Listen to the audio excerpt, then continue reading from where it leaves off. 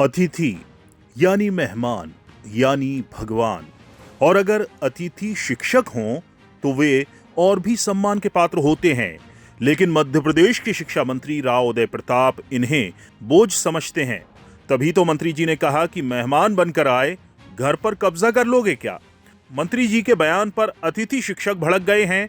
अतिथि शिक्षक संघ के प्रवक्ता शैलेंद्र सक्सेना ने चौथा खंबा से एक्सक्लूसिव बातचीत में न मंत्री जी से माफी की मांग की है, बल्कि इस पूरी व्यवस्था को लेकर चौंकाने वाले खुलासे किए हैं। सुनिए पूरी बातचीत। शैलेंद्र जी, मैं सबसे पहले पहली प्रतिक्रिया आपसे जो शिक्षा मंत्री हैं राव उदय प्रताप, उनके वर्जन पे लेना चाहूंगा। उन्होंने कहा है कि अतिथि शिक्षक जो हैं वो मेहमान बनकर आए थे और अब वो घर पर कब्जा करना चाहते हैं। आपकी पहली प्रतिक्रिया इस पर क्या है? मुझे बहुत दुख है सर यह कहते हुए, और सबसे पहले मैं आपका धन्यवाद देना चाहता हूं मीडिया के जागरूक साथी के रूप में। आपने अपनी उपस्थिति दी है और हम जैसे साधारण आम अतिथि शिक्षकों की भावनाओं को सुनने की बात की है। इतने संवेदनशील शिक्षा मंत्री होने के बाद भी उनके दिमाग में चल क्या रहा है, ऐसी कुंठा क्यों उनके दिमाग में चल रही है कि उन्होंने अतिथि शिक्षकों को मेहमान कह दिया, हम उन पर कब्जा करेंगे। अरे हम लोगों ने अपने खून पसीने से बच्चों को पढ़ाया है, मेहनत की है, रिजल्ट दिया है, और वे खुद भी उसी ऑडियो में वे ये मान रहे हैं, उसी वीडियो में वे यह भी मान रहे हैं कि अतिथि शिक्षक एक महत्वपूर्ण कड़ी है, महत्वपूर्ण सेतु है। इसके बाद भी वे अतिथि शिक्षकों को अपमानित कर रहे हैं। यह बिल्कुल निंदनीय है। इसकी जितनी निंदा की जाए कम है। उन्होंने 10 तारीख को जो मीटिंग हुई थी सर, मैं विनम्रता पूर्वक कहना चाहता हूं, उस दिन भी उन्होंने पूर्व मुख्यमंत्री आदरणीय शिवराज सिंह जी की महापंचायत को भूल जाओ कहकर आदरणीय शिवराज जी का अपमान किया था। जी। वे बहुत कनिष्ठ हैं आदरणीय मोहन यादव जी से, आदरणीय शिवराज जी से।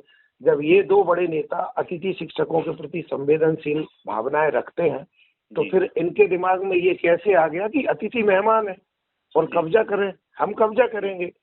हमारे पढ़ाए हुए बच्चे आज बड़े बड़े पदों पर हैं। 15 वर्ष में तो आदरणीय सर देश की नागरिकता मिल जाती है। जी। निश्चित रूप से इन्होंने अपनी कुंठा का परिचय दिया और वित्त विभाग की व्यवस्था केवल अतिथियों के लिए दिक्कत दे रही है। आप 5 साल के लिए विधायक बनते हैं, मंत्री बनते हैं, जीवन भर पेंशन लेते हैं, किसने हक दिया आपको? जी। हमारी कई अतिथि शिक्षक बहनों की तो स्थिति यह है सर, मैं बहुत भावुक मन से आपको बता रहा हूँ, मैंने 8-8 महीने की प्रेग्नेंट बहनों को 35-35 किलोमीटर अप डाउन करते देखा है, पूरी मेहनत से पढ़ाते हुए देखा है, अच्छा रिजल्ट देते हुए देखा है। आज इन्होंने गधा अम्माली का माध्यम बना लिया अतिथि शिक्षक हो चाहे अतिथि विद्वान हो।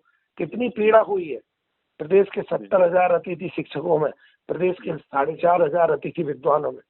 इनको तो नियमितीकरण की बात करना चाहिए थी। इनको तो एक ऐसी व्यवस्था करनी चाहिए थी जिससे अतिथि शिक्षकों का, अतिथि विद्वानों का हित हो, नाम इनका ही होता, सम्मान इनका ही बढ़ता। लेकिन ये उल्टी गंगा बहा रहा है, ये बिल्कुल घोर निंदनीय है। और मैं मध्य प्रदेश के पूरे अतिथि शिक्षकों की ओर से इस बात की कड़ी निंदा करता हूँ। आप भी मेरे बड़े भाई हैं, मैं आपका सम्मान करता हूँ, लेकिन आप इस वक्तव्य के लिए माफी मांगिए।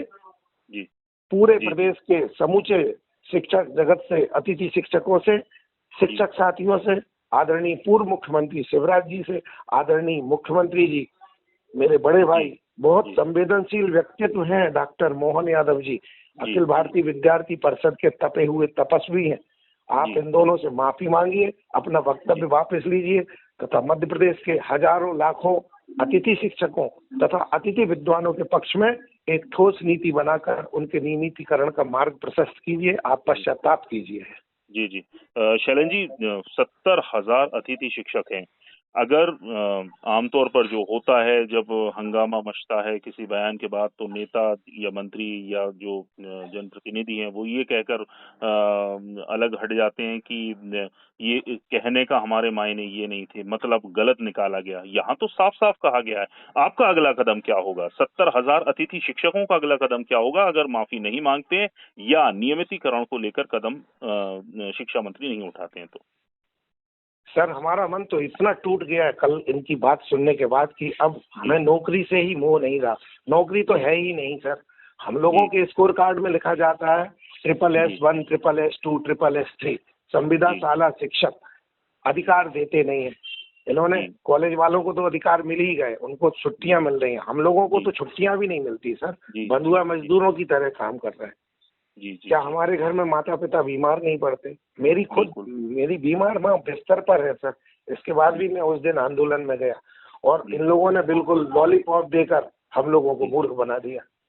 ये बहुत गलत बात है। और हम 2 अक्टूबर को अभी भी जो इन्होंने सहमति दी है 8 बिंदुओं पर, कोई लिखित आदेश नहीं आया है, कोई ज्वाइनिंग नहीं हो रही है सर, ये मूर्ख बना रहा है। DPI में बैठे हुए अधिकारियों को सस्पेंड नहीं, टर्मिनेट कर देना चाहिए।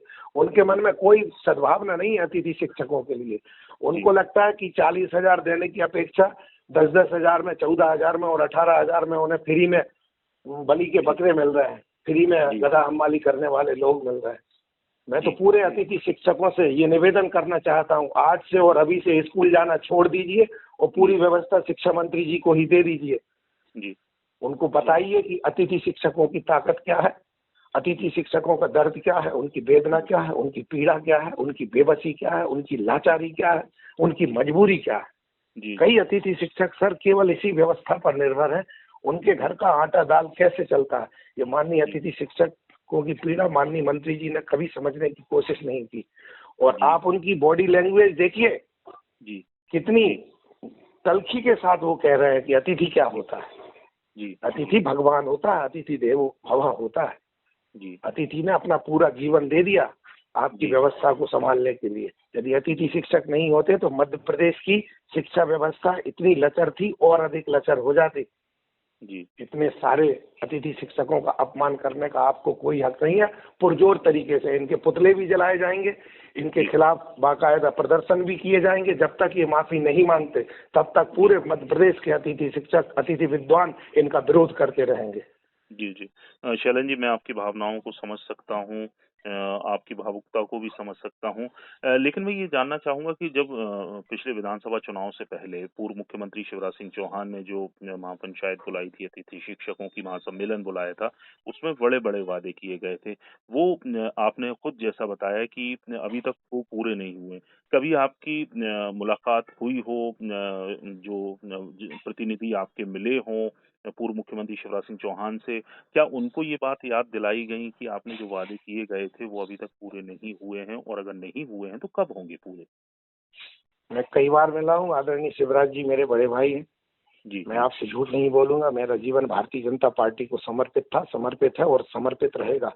लेकिन हमारे ही वरिष्ठतम नेताओं ने, पंडित दीनदयाल उपाध्याय जी ने, पंडित श्यामा प्रसाद मुखर्जी ने, अटल जी ने, आदरणीय सुषमा जी ने, आदरणीय कुशाभाऊ ठाकरे जी ने हम लोगों को एक बात सिखाई है, यदि परिवार में बैठकर कोई व्यक्ति गलत बात करे तो उसका विरोध करना चाहिए।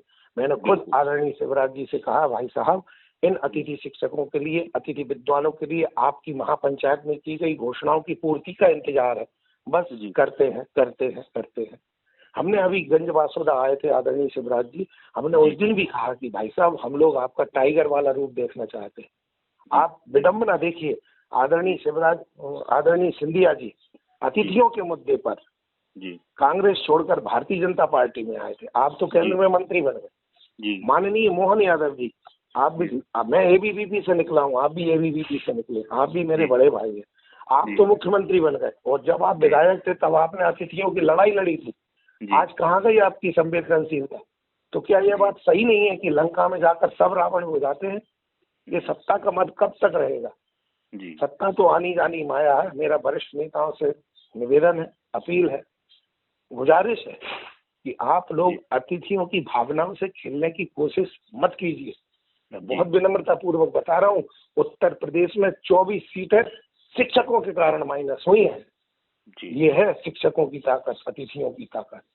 कहीं ऐसा ना हो कि मध्य प्रदेश में भी आने वाले समय में सत्ता का परिवर्तन शिक्षकों के माध्यम से हो जाए। इसलिए आप अतिथियों के साथ अन्याय मत कीजिए, अतिथियों के साथ न्याय कीजिए, आपका ही सम्मान बढ़ेगा। शिवराज जी ने भी कहा हम करते हैं, मैं तो आदरणीय साधना भाभी जी से भी बात हुई, करते हैं। अब कब होगा, कैसे होगा, किस स्थिति में होगा, तो हम ये पूछना चाहते, इसमें भी हम बहुत विनम्र भाव से पूछना चाहते हैं, तो क्या यह चुनावी जुमला था? बिल्कुल। क्या अतिथियों की भावनाओं से खेला गया? क्या अतिथि को केवल गधा हमाली के लिए रखा गया है। और आपको दुख होगा सर इस बात को जानकर कि प्रभारी प्राचार्य और यहाँ तक बाबू तक पैसे लेकर अतिथियों का शोषण करते हैं। जी। उन्हें 1,000 रुपए दो, 2,000 रुपए दो, 3,000 रुपए दो, उनको दारू की व्यवस्था कराओ, मुर्गे की व्यवस्था कराओ। और बहुत बहुत दुखी मन से कह रहा हूँ, अभी मामला सामने आया है, बहनों का शारीरिक शोषण तक हो रहा है। ऐसे प्रभारी प्राचार्य और ऐसे बाबुओं को तो गोली मार देना चाहिए। ये सारी चीजें क्या माननीय प्रशासन के संज्ञान में नहीं है? अतिथियों से कहा जाता है सुबह 10 बजे से लेकर शाम को 6 बजे तक ड्यूटी दो। प्रभारी प्राचार्य और बाबू और परमानेंट टीचर ओडी का बहाना करके इधर उधर घूमते रहते हैं। ग्रामीण क्षेत्रों की स्थिति बड़ी दयनीय है, बहुत गिरी हुई स्थिति है, पढ़ाई का कोई स्तर नहीं है। परमानेंट स्टाफ आनंद कर रहा है, अतिथि शिक्षक को गधे की तरह उपयोग किया जा रहा है। 5-5, 6-6 पीरियड दिए जा रहे हैं। रिजल्ट कम आता है तो अतिथि शिक्षक जिम्मेदार। 4-4, 6-6, 8-8 महीने आप उसको नौकरी दे रहे हो, कहाँ से रिजल्ट आएगा सर? कहाँ से रिजल्ट आएगा? जिस अतिथि शिक्षक की ड्यूटी ही केवल 4 महीने की या 5 महीने की हो, वो रिजल्ट कहाँ से देगा? इसके बाद भी उसी से सारे क्लेरिकल काम भी उसी से कराए जाते जी। ये बड़ी विडंबना है। शिक्षा विभाग को केवल अध्यापन का कार्य देना चाहिए अतिथि शिक्षकों को, वो नहीं है। उनको हर प्रकार से उपयोग किया जा रहा है, उनका मिसयूज किया जा रहा है। ये बहुत गलत बात है। इससे अतिथि शिक्षक भाई बहन कुंठित हो रहे हैं। कई साथियों ने आत्महत्या कर ली है। यद्यपि आत्महत्या करना कायरता है, हम कभी इस बात के समर्थक नहीं है। जंग के कई और तरीके हैं, हिम्मत के साथ उसका सामना किया जा सकता है, लेकिन जब आस ही टूट जाए तो फिर क्या करेगा? बिल्कुल बिल्कुल। शैलेंद्र जी, आपको कितने वर्ष हो गए अतिथि शिक्षक? मुझे सर 2018 से मैं लगातार कर रहा हूँ। आज तक मेरा रिजल्ट 100% रहा है। बहुत विनम्रता के साथ कहना चाहता हूँ, इतिहास का वर्ग 1 का अध्यापक हूँ, लेकिन अतिरिक्त योग्यता होने के कारण अंग्रेजी भी बच्चों को पढ़ाता हूँ। और आपको बताऊं मैं एक बात जी, मेरे जैसे कई साथी, मेरी उम्र लगभग 55 वर्ष हो चुकी है सर, अब मुझे कौन नौकरी देगा? जी जी। 2018 में भी इन्होंने कहा था 9 वर्ष की छूट देंगे, लेकिन 1 या 2 दिन के ओवर एज वालों को परीक्षा नहीं देने दी गई। हम तो परीक्षा देने भी तैयार हैं सर जी। आप हमें मौका तो दीजिए। परीक्षा भी नहीं देने देते। उससे पहले की जो पात्रता परीक्षा पास थी, उन साथियों का नाम तक नहीं जोड़ा जा रहा है। ये सरकार खेल कर रही है। मैं यहाँ दोनों ही दलों की बात कर रहा हूँ, चाहे भाजपा हो चाहे कांग्रेस हो।